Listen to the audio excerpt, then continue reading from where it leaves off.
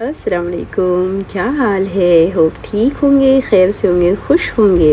अल्हम्दुलिल्लाह हम भी बिल्कुल ठीक है। ब्लॉग थोड़ा सा लेट आया है क्योंकि जब आप ट्रैवल कर रहे होते हो तो टाइम का इशू हो जाता है और फिर थकन हो जाती है एक्स्ट्रा, इसलिए थोड़ा सा लेट हो गया। बहरहाल हम दुबई आए हैं, तुर्की से हमने दुबई की तरफ ट्रैवल किया है। बच्चों को दुबई देखने का शौक़ था, तो हम सोच रहे थे हम कहाँ जाए, तो तुर्की तो प्लान में था ही। तो बच्चों ने कहा कि दुबई जाते हैं, तो हमने कहा चलो, ऐसे भी कनेक्टेड फ़्लाइट जो होती है वो दुबई की तरफ हो जाती है।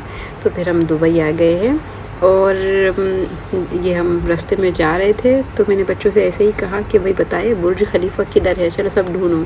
तो इतनी बड़ी बिल्डिंग है कि हर जगह से दिख जाती है, तो कुछ सेकंड में मैं आपको दिख ही गई। बच्चों ने ढूंढा तो ये सामने से बुर्ज खलीफा आ गई। फिर हम पहुंच गए थे होटल। बच्चे भी काफ़ी थक गए थे क्योंकि रात की ट्रैवलिंग थी, रात की फ़्लाइट थी, तो ये आते आते हो गई है सुबह। तो रात में बहुत ज़्यादा नींद का मसला रहा था, तो ये बहुत ज़्यादा थकन पता चल रही होगी। अब इरादा था कि भैया आप आराम कर लो आराम से। 11 डे का हमारा स्टे था। हमने 2 रूम ले लिए थे क्योंकि भाई कंफर्ट पहले होना वो ज़्यादा अच्छा है, क्योंकि वैसे भी आप घर से बाहर हो तो वैसे भी थकन है, और फिर अगर कंफर्ट जोन में नहीं हो तो फिर और ज़्यादा मसला हो जाता है। तो हमने 2 रूम किया हुआ था। होटल में रहने का फ़ायदा ये हुआ कि खाना बनाने की थोड़ी दिनों की छुट्टी मिल गई, क्योंकि आपने देखा होगा मेरे पीछे ब्लॉग में भी कि जब हम पनामा में ट्रैवल करते तो हम घर से काफ़ी कुछ बना के लेके जाते थे, पर अभी चूँकि होटल वगैरह थी, मैंने घर नहीं लिया कि उधर फ्रिज और ये सब होता है। नहीं, मैंने कहा कि हम होटल में रहेंगे ताकि भाई अच्छा वाला आराम मिले। फिर जब हम एयरपोर्ट पर थे तो गवर्नमेंट की तरफ से सिम कार्ड तो मिला हुआ था, पर अब देखो उसके लिए इतनी लाइन थी। हम 2 घंटे हमने वेट किया, उसके बाद भी नंबर आने का नाम ही नहीं ले रहा था। तो ये बाजू में ये इत्तेसालात कुछ था, इनकी कोई कंपनी, तो हमने वहाँ से फिर सिम कार्ड ले लिया, और जो गवर्नमेंट का तो कुछ यूज़ में नहीं आया। तो अगर आप ट्रैवल करो दुबई की तरफ तो ध्यान रखना कि जब गवर्नमेंट देती है ना, तो फिर वो वेटिंग आवर्स भी बहुत लंबे हो जाते हैं, और ये वाला थोड़ा सा एक्सपेंसिव है लेकिन टाइम कटिंग है। फिर दूसरे दिन हम आराम करने के बाद घूमने निकले हैं। हम जा रहे थे मिरेकल गार्डन, और ये टैक्सी वाले जो ड्राइवर थे बहुत अच्छा काफ़ी गाइड कर रहे थे। वो कार के बारे में काफ़ी उन्होंने गाइड किया है कि हर कार में, जो गवर्नमेंट की कार टैक्सी जो होती है उसमें 4 कैमरा होते हैं, ताकि अगर आप कुछ भूल भी गए अपना सामान तो आप इजीली उसको ले सकते हो। ये भी बहुत अच्छा एक मेरे को वो लगा, सहूलत है आपके लिए। काफ़ी बिल्डिंग्स वगैरह है और काफ़ी अच्छी बनावट के साथ बनाई गई है, और हर चीज़ को उन्होंने बड़ा, ऐसा लगता है कि हर चीज़ देखिए भी कितना बड़ा बड़ा सब बना दिया है उन्होंने।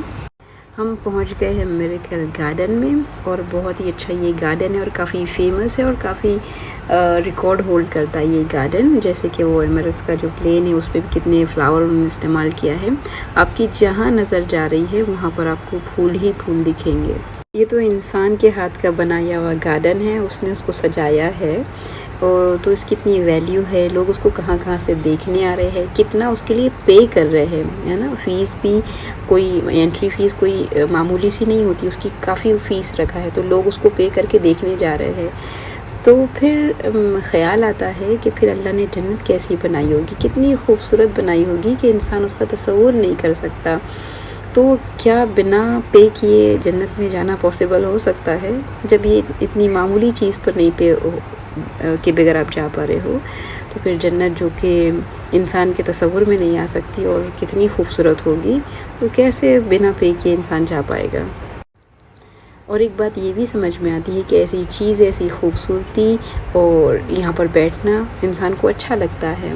तो अल्लाह ने फिर जन्नत भी बनाई है, और फिर जन्नत की तरगीब भी दी है, जन्नत की दुआ मांगना भी सिखाई है, क्योंकि अल्लाह को पता था इंसान का नेचर है। तो हमारा जो दीन है ना वो नेचुरल दीन है, कि भाई जन्नत की बातें बता के हमको अट्रैक्ट किया जाता है कि देखो जन्नत ऐसी है, जन्नत ऐसी है, ताकि इंसान उसी शौक़ और ज़ौक़ से वो काम करने वाले बन जाए। फिर दिन में हमने गार्डन घूम लिया, और उसके बाद हम आ गए थे दुबई फ्रेम। लेकिन मैं थोड़ा सा आपको गाइड कर दूं कि अगर आप मिरेकल गार्डन जा रहे हो तो उसके पास ग्लोबल विलेज नज़दीक है, तो वो वैसे भी वो 4 बजे खुलता है, तो आप उधर चले जाओ तो ज़्यादा अच्छा है, क्योंकि ये लंबी ट्रैवलिंग हो जाती है और खाम का पैसा जाता है। तो ये हमको पता नहीं था, लेकिन मैं आपको बता दे रही हूँ। दुबई फ्रेम भी सबसे बड़ा फ्रेम है। मैंने कहा ना दुबई काफ़ी कुछ रिकॉर्ड होल्ड करता है, उसके एक तरफ जो था ये ओल्ड दुबई है और ये न्यू दुबई, उन्होंने ऐसा उसको मैनेज किया है। और जब आप चढ़ते हो ये फ्रेम में तो आपको बताया जाता है कि कैसा दुबई पीछे था और उसने क्या किया अपनी प्रोग्रेस के लिए। यानी जब भी इंसान मेहनत करता है या इंसान दिमाग चलाता है तो फिर अल्लाह उसकी मदद करता है। पहली शर्त ये है कि इंसान कुछ करे। तो उन्होंने पूरा अपनी हिस्ट्री को कवर किया है। फिर ये हम आ गए थे फ्रेम, और ये बहुत अच्छा लगता है। वो बुर्ज खलीफा से अच्छा है कि आप ये दुबई फ्रेम में जाए, ये एक अलग ही मज़ा देता है। बुर्ज खलीफा में खाली ऊपर से एक नज़ारा दिख रहा होता है, पर ये कांच पर चलना अपने आप में एक अलग ही मज़ा है। चलिए फिर मिलेंगे। अस्सलाम वालेकुम।